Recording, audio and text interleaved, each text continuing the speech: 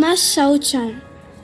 വീട്ടിൽ നിന്നു സ്റ്റേഷനിലേക്കും തിരിച്ചുമുള്ള പതിവ് യാത്രയിൽ ടോട്ടോ ചാന് കൊറിയക്കാർ താമസിക്കുന്ന ഒരു ചേരി പ്രദേശത്തിനരികിലൂടെ കടന്നു പോകേണ്ടതുണ്ട്. കൊറിയക്കാരാണ് അക്കൂട്ടരെന്ന കാര്യം കൊച്ചു ടോട്ടോയ്ക്ക് അജ്ഞാതമായിരുന്നു. ഒന്നു മാത്രം അവൾക്കറിയാം, അവിടെ ഒരു സ്ത്രീയുണ്ട്, എപ്പോഴും തന്റെ മകനെ തിരഞ്ഞുകൊണ്ടിരിക്കുന്ന ഒരു സ്ത്രീ. അവരുടെ രൂപം തന്നെ അസാധാരണമായി തോന്നിയിരുന്നു അവൾക്ക്. സാമാന്യത്തിലേറെ കൊഴുത്ത ശരീരം, നടുക്കുനിന്നു വകഞ്ഞെടുത്ത് താഴേക്ക് പിന്നിയിട്ടിരിക്കുന്ന തലമുടി. അവർ ധരിക്കാറുള്ള റബ്ബർ ഷൂസിന്റെ അഗ്രം ചൂണ്ടൻ വള്ളങ്ങളുടേതുപോലെ കൂർത്തിരിക്കും. നീളൻ പാവാടയും വിസ്താരമുള്ള ബ്ലൗസിനും താഴെ ചുറ്റിക്കെട്ടിയ റിബണുമാണ് പതിവ് വേഷം. അവർ എല്ലായ്പ്പോഴും മസോ ചാൻ എന്ന് പരിഭ്രാന്തമായ നിലവിളിയോടെ തന്റെ മകനെ തിരിഞ്ഞുകൊണ്ടേയിരിക്കും. സാധാരണ ഏവരും ഉച്ചരിക്കാറുള്ളതുപോലെ മസാവോ ചാൻ എന്നു വിളിക്കുന്നതിനു പകരം സ്വരാരോഹണത്തിലെന്ന പോലെ മസോ ചാൻ എന്നാണ് അവർ നീട്ടി വിളിക്കുക. ഉച്ചസ്ഥായിയിൽ ഇടറി ഉയരുന്ന ചാൻ എന്ന വിളി ഒരു ദീനരോദനം പോലെ ടോട്ടോ ചാനു തോന്നി.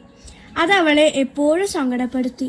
ഒയ്മാച്ചി റെയിൽ പാതയുടെ വശത്തു കാണുന്ന ഒരിടുങ്ങിയ ചിറയിലാണ് മസാവോ ചാന്റെ ചേരി. മസാവോ ചാനെ ടോട്ടോ ചാന് അറിയാം. അവളേക്കാൾ അല്പം വലിയ കുട്ടിയാണവൻ. ഏത് സ്കൂളിലാണ് അവൻ പഠിക്കുന്നതെന്ന് നിശ്ചയമില്ലെങ്കിലും 2ാം സ്റ്റാൻഡേർഡിലായിരിക്കുമെന്ന് അവൾ ഊഹിച്ചു. ഒതുക്കമില്ലാത്ത തലമുടി അശ്രദ്ധമായി ഉലച്ച് അവൻ നടന്നുപോകും. സന്തത സഹചാരിയായി ഒരു നായയും ഉണ്ടാകും. ഒരു ദിവസം ടോട്ടോ ചാൻ ചിറയുടെ ചാരത്തൂടെ വീട്ടിലേക്ക് നടക്കുകയായിരുന്നു. മസോ ചാനുണ്ട് ചിറയുടെ മുകൾ തട്ടിൽ നിൽക്കുന്നു. കാലുകൾ കവച്ചുവച്ച് കൈകൾ ഇടുപ്പിൽ തിരുകി ഒരു കവല ചട്ടമ്പി മട്ടിൽ. എടീ കൊറിയക്കാരി, അവൻ ടോട്ടോ ചാനെ നോക്കി ഗർജിച്ചു. വ്രണിതവും വെറുപ്പു നിറഞ്ഞതുമായിരുന്നു അവന്റെ ശബ്ദം. ടോട്ടോ ചാൻ ആകെ ഭയന്നുപോയി. അവന് നീരസം തോന്നത്തക്ക വിധത്തിൽ ഒന്നും തന്നെ അവൾ ഇതേവരെ ചെയ്തിട്ടില്ലെന്നതോ പോകട്ടെ, അവനോടു സംസാരിച്ചിട്ടു പോലുമില്ല. പരിഭ്രമത്തോടെ അവൾ നടന്നു നീങ്ങി. മസോച്ചാൻ എന്നെ കൊറിയക്കാരിയെന്ന് വിളിച്ചു. വീട്ടിലെത്തിയ ഉടൻ തന്നെ അവൾ അമ്മയോട് പറഞ്ഞു. അതു കേട്ടതും അവരുടെ മുഖം മ്ലാനമായി. അമ്മയുടെ കണ്ണുകൾ നിറയുന്നത് ടോട്ടോച്ചാൻ കണ്ടു. താൻ പറഞ്ഞതിൽ എന്തോ പന്തികേടുണ്ടെന്നു അവൾക്ക് തോന്നി. അമ്മയ്ക്കു കണ്ണീരടക്കാൻ കഴിഞ്ഞില്ല.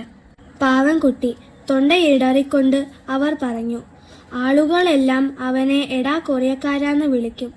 എന്നും കേട്ട് കേട്ട് അതെന്തോ ചീത്ത വാക്കാന്ന് അവനെ തോന്നിയിട്ടുണ്ടാവും. കൊച്ചു കുട്ടിയല്ലേ, അവനറിയില്ല അതിന്റെ അർത്ഥം എന്താന്ന്.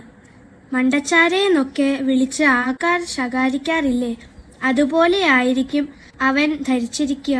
എല്ലാരും അവനെ കൊറിയക്കാരാന്ന് വിളിച്ചു പരിഹസിക്കുമ്പോൾ അവരും തിരിച്ച് ആരെങ്കിലും അങ്ങനെ വിളിക്കണമെന്ന് തോന്നിയിട്ടുണ്ടാവും ടോട്ടോ.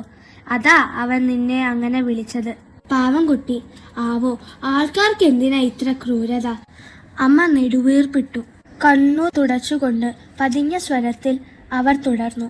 ടോട്ടോ, നീ ജനിച്ചത് ഇവിടെ ജപ്പാനിലാ, മസാവോ ചാൻ കൊറിയ എന്നു പേരുള്ള മറ്റൊരു നാട്ടിലും. പക്ഷെ നിന്നെ പോലെ തന്നെ അവനും ഒരു കൊച്ചു കുട്ടിയാ. എല്ലാ മനുഷ്യരും ഒരുപോലെ കരളെ.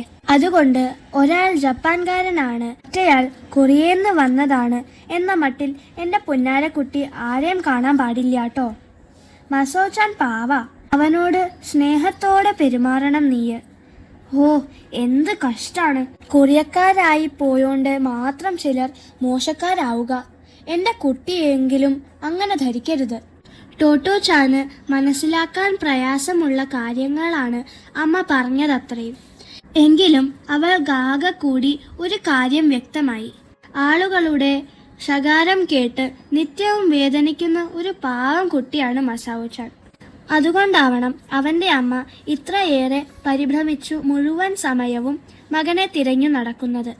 പിറ്റേന്ന് മസാവോ ചാൻ എന്ന് കാതടപ്പിക്കുന്ന ആ ദീനവിലാപം കേട്ട് അവൻ ഇപ്പോൾ എവിടെയായിരിക്കുമോ ആവോ എന്നാശ്ചര്യപ്പെട്ട് ചിറക്കരികിലെ നിരത്തു കിടക്കുമ്പോൾ ടോട്ടോ ചാൻ ഒന്നു തീരുമാനിച്ചിരുന്നു. താൻ ഒരു കൊറിയക്കാരി അല്ലെന്നിരിക്കലും മസാവോ ചാൻ വീണ്ടും അങ്ങനെ വിളിച്ചാൽ താൻ ഇങ്ങനെ മറുപടി പറയും: നമ്മൾ എല്ലാരും കുട്ടികളാ, എല്ലാരും ഒരുപോലാ. അവനെ തന്റെ കൂട്ടുകാരനാക്കുകയും ചെയ്യും. മസൗചാന്റെ അമ്മയുടെ നിലവിളി എല്ലായ്പ്പോഴും വെറുപ്പിലും ഉത്കണ്ഠയിലും കുതിർന്ന് വിവശമായിരുന്നു. മുഴക്കത്തോടെ ഒരു തീവണ്ടി കടന്നുവന്നു മുക്കിക്കൊല്ലുവോളം അത് അന്തരീക്ഷത്തിൽ അലയടിച്ചുകൊണ്ടിരിക്കും. മസോവ്-ചാൻ! ദുഃഖപൂരിതവും അസ്വസ്ഥവുമായ ഉച്ചസ്ഥായിയിലേക്ക് ഉയർന്നിടറി വീഴുന്ന ആ ശബ്ദം ഒരു തവണയെങ്കിലും കേട്ടവർ പിന്നീടൊരിക്കലും അത് മറക്കില്ല.